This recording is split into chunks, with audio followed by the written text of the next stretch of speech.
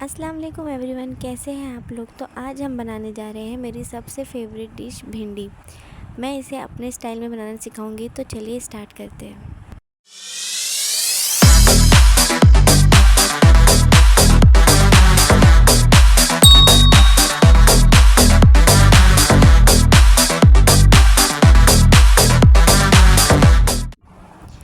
मैंने पैन में लिया है 2 चम्मच तेल। अब हम भिंडी को डायरेक्ट नहीं पकाएंगे, बल्कि इसे पहले फ्राई करके निकालेंगे और उसके बाद हम भिंडी को बनाएंगे।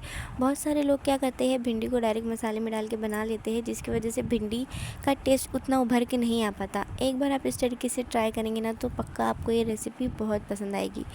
ये देखिए, मैंने भिंडी को अच्छे से धो के इसका पानी सुखा लिया था। भिंडी पूरी तरीके से सूखी हुई थी। फिर इसे कट किया और फिर इसे तेल में डाल के हल्का हल्का से फ्राई करेंगे।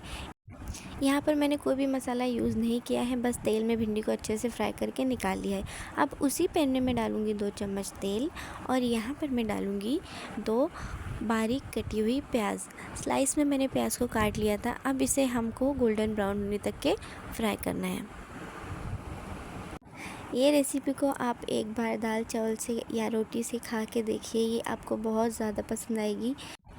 प्याज को मैं अच्छे से चला के इसे लाल करूँगी, ताकि हर जगह से प्याज अच्छे से लाल हो जाए और कहीं से भी प्याज जलने ना पाए।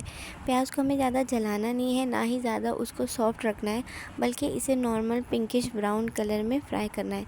ये देखिए, हमारी प्याज जो है वो अच्छे से ब्राउनिश पिंक कलर की हो गई है। अब हमें इसमें डालना है 1 कटे हुए टमाटर। अगर आपके घर में ज़्यादा टमाटर खाते हैं तो आप अपने हिसाब से टमाटर की क्वांटिटी बढ़ा सकते हैं। मैंने यहाँ पे टमाटर को स्लाइस में काट लिया था। अब यहाँ पे मैं डालूँगी 4 से 5 हरी मिर्चें, जिसे मैंने बीच से चीर लिया है। अब ये दोनों को भी डाल के मैं अच्छे से पकाऊंगी।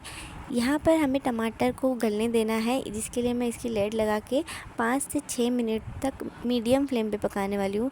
जिससे क्या होगा, टमाटर तो सॉफ्ट हो ही जाएंगे, साथ ही हमारा जो प्याज है वो भी सॉफ्ट हो जाएगी, और जो हमारी हरी मिर्ची है उसका कच्चापन भी दूर हो जाएगा। 5 से 6 मिनट मैंने लो फ्लेम पे पका लिया है। अब देखिए, यहाँ पे हमारे टमाटर जो है वो सॉफ्ट हो चुके हैं, बिल्कुल अच्छी तरीके से टूट जा रहे हैं। अब यहाँ पे हम डालने वाले हैं हमारे कुछ पाउडर्स मसाले, जिसमें मैं डालूँगी 1 चम्मच नमक, 1 चम्मच हल्दी।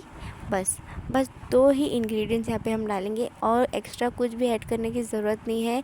बस इतने कम इंग्रेडिएंट्स से ये इतनी अच्छी, इतनी टेस्टी भिंडी बनने वाली है ना, जिसे एक बार खाएंगे तो बस खाते ही रह जाएंगे। अब यहाँ पे मैंने मसाले डालने के बाद हमारी जो फ्राई की हुई भिंडी थी, उसे भी हम इसमें मिला देंगे। भिंडी क्योंकि फ्राई हो चुकी है, तो इसका कलर देखिए कितना खिल के आ रहा है, और ये फ्राई हो गई तो अब ये भिंडी बिल्कुल भी टूटने वाली नहीं है। आप इसे कितना भी चला लीजिए। यहाँ पर मैं आपको लास्ट में एक टिप दूँगी, इसलिए वीडियो को बिल्कुल भी स्किप मत कीजिएगा, बहुत काम की टिप है, जिसकी वजह से आपकी भिंडी का जो लसपन है वो बिल्कुल ही चला जाएगा। अब देखिए, ये सारे मसालों के साथ मैंने भिंडी को अच्छे से भून दिया है। नमक मिर्ची सब इसमें आ चुके हैं। बहुत ही अच्छे से सबको मिला लेने के बाद अब हम यहाँ पे भिंडी को ढक के पकाएंगे, जिसकी वजह से भिंडी जो है वो सॉफ्ट हो जाएगी। यहाँ पर मैंने 3 से 4 मिनट इसे मीडियम टू लो फ्लेम पे पका लिया है, जिसके पास भिंडी हमारी जो है बहुत सॉफ्ट हो चुकी है। सारे जो मसाले हैं वो भी पक चुके हैं। ये ज़्यादा ऑयली भी नहीं है, जिसकी वजह से आप इसे बिना झिझक चाहे जितना खा सकते हैं। टेस्टी के साथ साथ हमारी भिंडी हेल्दी भी बनी है, जिसमें किसी तरीके का कोई एक्स्ट्रा ऑयल नहीं है।